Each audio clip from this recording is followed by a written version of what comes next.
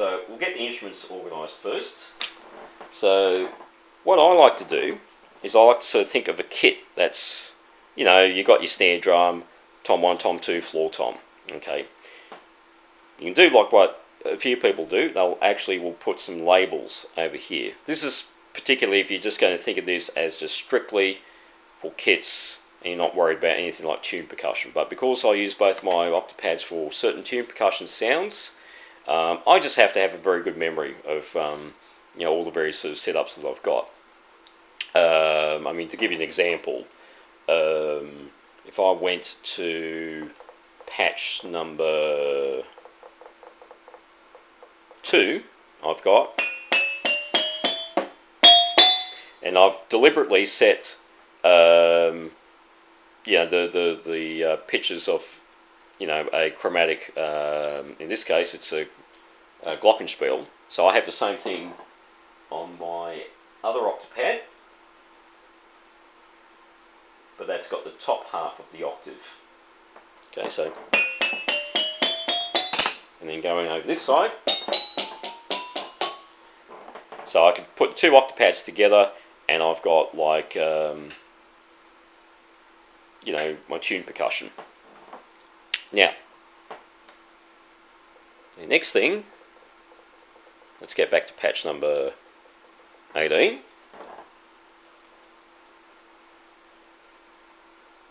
18, okay. Let's get assigning our instruments again. So remember, as I said, if you've got a kind of configuration, put your snare drum, 3 toms, that'll do you. I need to assign, in this case it's tom 21. That's some electronic sort of snare sound. Let's find tom 21. Nope. It's because what's happening here is that underneath, if we hit layer, alright, okay, on bank B, we've still got that sort of sound. So if I go to bank B on my Octapad, it tells me, my other Octapad, I need to set that as off. I'll scroll through that quickly. Okay. Alright, so we've got that as off. And now, you've got your tom sound. So, usually with snare, maybe some cymbals, I'll use this layer function. But if I don't want to have a whole bunch of other things underneath, like my toms, bank B, I'll have the sounds of assigned as off. So if we look at bank A, okay, it says tom 21. Okay, let's do the same thing with this one. Mate, now what we've got is, now got like, we want to have a floor tom sound over here. Let's move this back. Alright, we're getting close to our tom sounds now.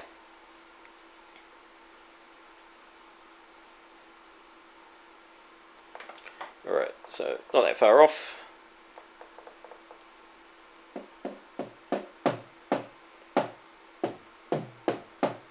We have a look at bank B. We need to say get rid of that.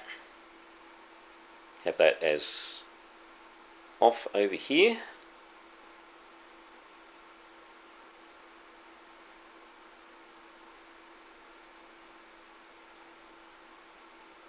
Right, so that sort of says off there. Here are the various pitches of these toms.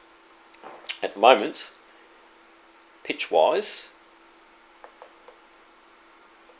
we got a few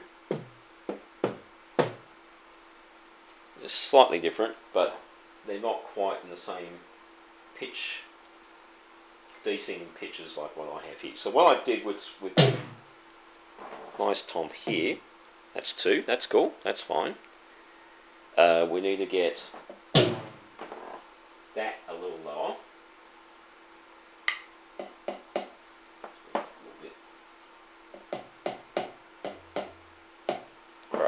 So we'll assign 0 to this one, and we assign 4 over here, -4 actually. Alright, so if I just bring my volume up a little bit on my amp.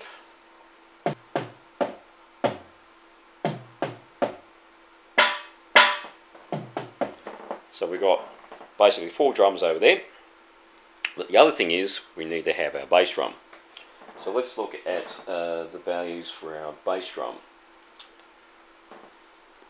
Alright, so now we're ready to sort of get our bass drum sound assigned.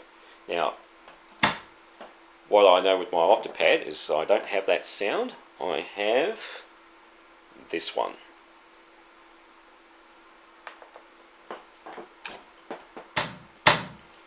Which, according to this list, is a vintage kick. So I've got a nice snare sound over here. That's like a hard piccolo snare. And I've got a nice vintage kick over here. And my toms, according to this list over here, my toms are supposed to be real toms. As real as what you can get out from an electronic sort of Octopad. Alright. Now, once again, I've got to go into setting my levels and so forth. I'm going to say, put that to 15. What have we got for our pitch? 0. Cool. Decay. Let's put a little bit more decay. Okay. Pan. Dead center. Good. Curve. Now, this is also important as well, because a linear curve is not something that we want to have with this. We want to have a curve that's like this. Right, so that gives the sound of bass drum with a little bit of a muffling in it. And we need any effects send, probably just a little bit of effects send. Okay, the other thing is we need to get into trigger sensitivity. Let's go back up here. I'm just going to up that value just a little bit to 9. Threshold, that's another important thing. Threshold is 9. Threshold 0, sorry, excuse me. So I'm going to just get the threshold down just that little bit there. Type and curve. Yeah. 9. Sensitivity. 9. Okay, cool. So, now we've got 5 drum sounds assigned, actually 6, because we've got our bass drum, drum, actually 7, because we've got the room of that, and we've got a secondary snare here. So, if you were to roll around the kit, if I rolled from the snare drum here, I'd go from snare drum, skip this, and go around here. Okay, just reminds me of like a basic 5-piece sort of set. I can use that as my secondary snare, which I sometimes like to do. Or, as I said, if you don't have the option of PD8 or PDX8 dual trigger snare, just put your snare drum over here. It just means that where you're going to place your hi-hat, you might need to place your hi-hat more over this side. Or you can probably even put it over here, okay, if that's your inclination. I tend to have mine on my left-hand side.